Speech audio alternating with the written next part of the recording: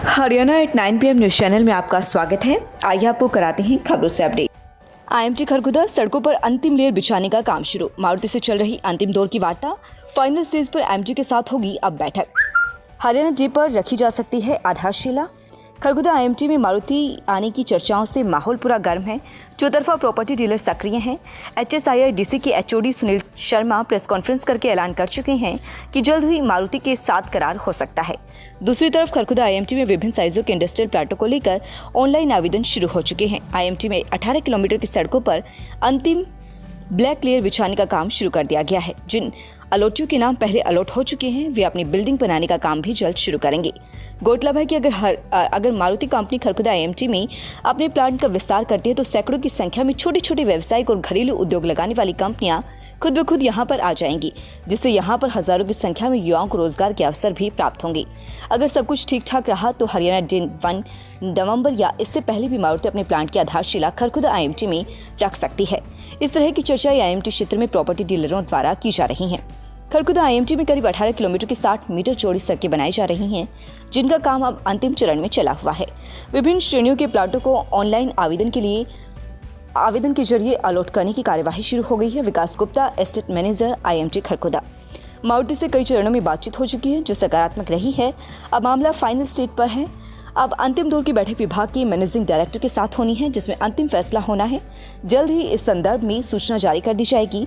Sunil Sharma, HOD HSIIDC Kharghoda. Haryana के पानीपत में sewerage हादसे में इंजीनियर समेत 3 युवाओं की मौत हो गई। हादसे में मजदूर जाहिद और साइट इंजीनियर समेत मिटान की मौत हो गई।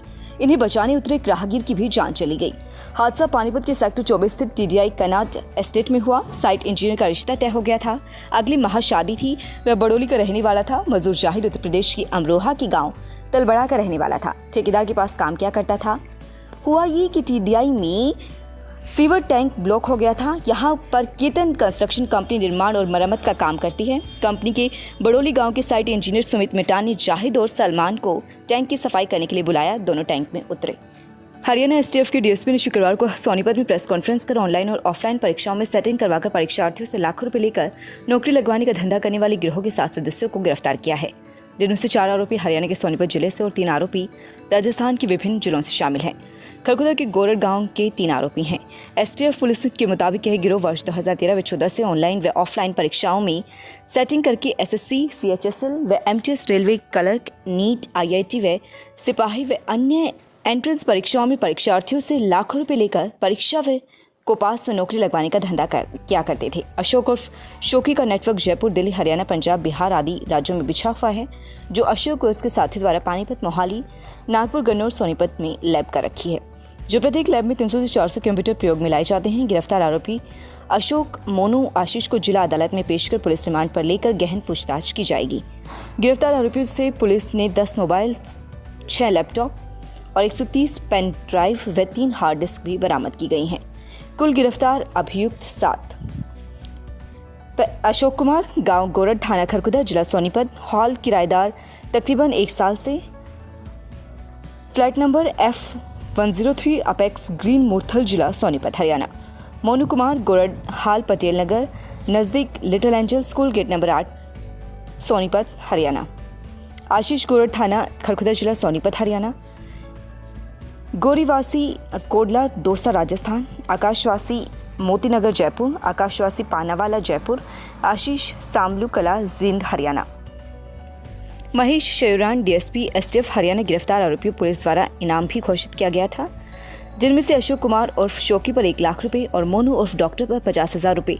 पुलिस अब गिरफ्तार लोगों से यह पूछताछ कर रही है कि आखिर अब तक वह रुपए लेकर कितने लोगों को अपना शिकार बना चुके हैं और गलत तरीके से नौकरी पाने वाले लोगों पर भी कार्यवाही की जा सके। DSP साहब, हमारे पास ये 2 इनामी जो कि अशोक उर्फ मोनू और उनके साथीगण हैं 5 और, जो कि ऑनलाइन जो पेपर दिलवाते हैं नौकरी लगवाने के लिए, उस तरह का फ्रॉड करते थे काफ़ी टाइम से। करीब 2012 से इन्होंने ये काम स्टार्ट किया था।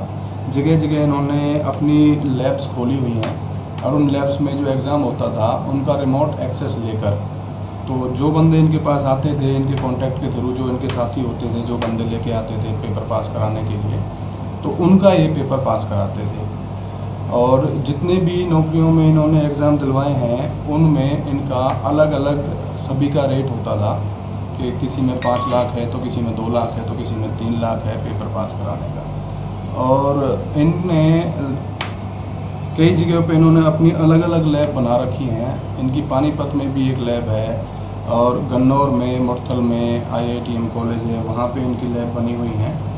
तो इनमें ये लोग ये पेपर दिलवाते थे इनका, और की है काफ़ी पैसा कमाने के बाद चल अचल संपत्ति भी काफ़ी बना रखी है। सर तो ये सर- आरोपी कौन कौन है, कहाँ के रहने वाले हैं? क्या नाम?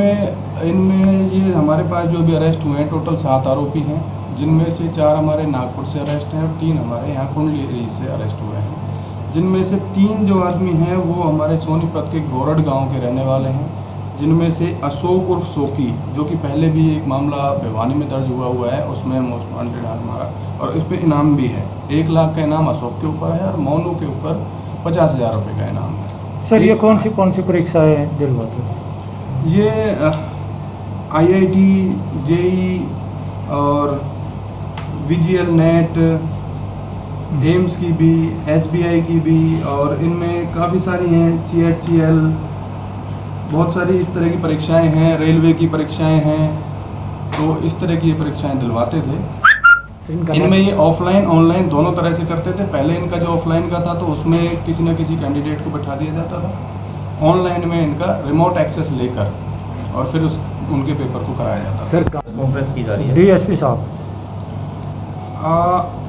हमारे पास ये 2 इनामी जो कि अशोक उर्फ मोनू और उनके साथीगण हैं 5 और, जो कि ऑनलाइन जो पेपर दिलवाते हैं नौकरी लगवाने के लिए, उस तरह का फ्रॉड करते थे काफ़ी टाइम से। करीब 2012 से इन्होंने ये काम स्टार्ट किया था।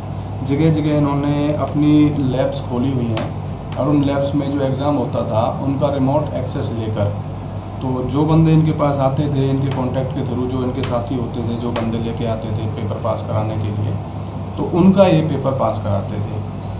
और जितने भी नौकरियों में इन्होंने एग्ज़ाम दिलवाए हैं उनमें इनका अलग अलग सभी का रेट होता था कि किसी में 5 लाख है तो किसी में 2 लाख है तो किसी में 3 लाख है पेपर पास कराने का।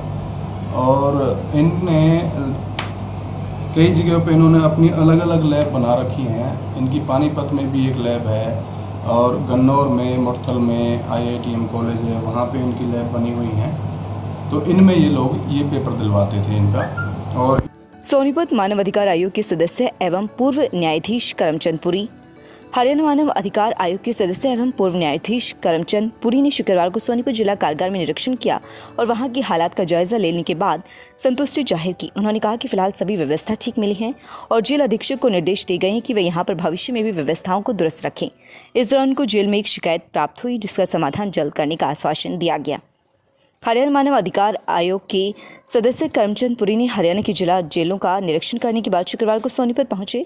इस दौरान वे सबसे पहले जिला कारागार गई और उसके बाद उन्होंने स्पेशल होम का निरीक्षण किया। इस दौरान उन्होंने मीडिया से बात करते हुए कहा कि कोई भी व्यक्ति अपराध जब तक कर लेता है तो उसे उसकी सज़ा मिल ही जाती है, लेकिन उनके जो भी अधिकार हैं वह उनको मिलने चाहिए। उन्होंने कहा कि स्पेशल होम में जो जगह की कमी थी उसको लेकर सरकार द्वारा जल्द ही अच्छे से व्यवस्था कर ली जाएगी। उन्होंने बताया कि उनके इंचार्ज को बता दिया गया है कि वह कुछ न कुछ एक्टिविटी करवाते रहें ताकि वह कुछ सीख सकें। खाली दिमाग शैतान का घर होता है और कुछ न कुछ सीखेंगे तो उनके जीवन में काम आ सकेगा और जो ज़रूरतमंद हैं उसकी पढ़ाई भी होनी चाहिए। जिला जेल में उन्होंने भोजन की व्यवस्था और चिकित्सा व्यवस्था पर भी मौके का जायजा लिया और पौधारोपण भी किया। करमचंद पुरी, सदस्य मानव अधिकार आयोग ने हरियाणा का क्या कहना है, आइए जाने। मेरा नाम justice Karamchand Puri, Haryana human rights commission में जुडिशल मेंबर हूँ मैं। आज सोनीपत जो डिस्ट्रिक्ट जेल की इंस्पेक्शन के लिए आए थे, ये देखने के लिए कि जो ह्यूमन राइट्स के जो कैदियों की राइट्स हैं वो अच्छी तरह मेंटेन हो रहे हैं या नहीं हो रहे हैं, उनको फैसिलिटीज़ मिल रही हैं नहीं मिल रही है, खाना वगैरह ठीक मिल रहा है या नहीं मिल रहा, इस प्रकार की जो उनको कोई किसी तरह की तकलीफ़ तो नहीं है, मेडिकल फैसिलिटीज़ ठीक हैं या नहीं है, ये सारी जो भी बेसिक ह्यूमन राइट्स होते हैं कभी वो प्रोटेक्ट हो रहे हैं, उनकी वायलेशन तो नहीं। विकास एवं पंचायत विभाग सोनीपत के कनिष्ठ अभियंता को 20,000 रुपये की रिश्वत लेते हुए पकड़े जाने के मामले में विभागीय कार्यवाही करने की सिफारिश की गई है।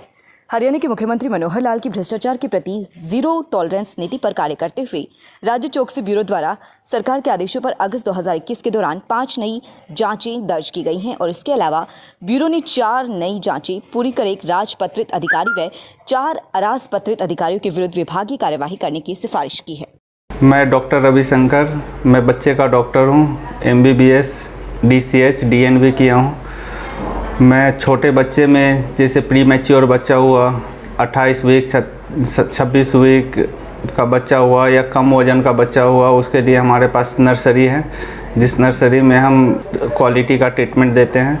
अभी जैसे हमारे पास एक 550 ग्राम का बच्चा बॉर्न हुआ था, वो भी उसको करीब 1.5 महीना रखे थे और बच्चे को डिस्चार्ज करके यहाँ से घर भेजे हैं सही सलामत। लगातार खबरों से अपडेट रहने के लिए चैनल को सब्सक्राइब जरूर करें। समाचार व विज्ञापन के लिए नीचे दिए गए नंबरों पर संपर्क करें। धन्यवाद।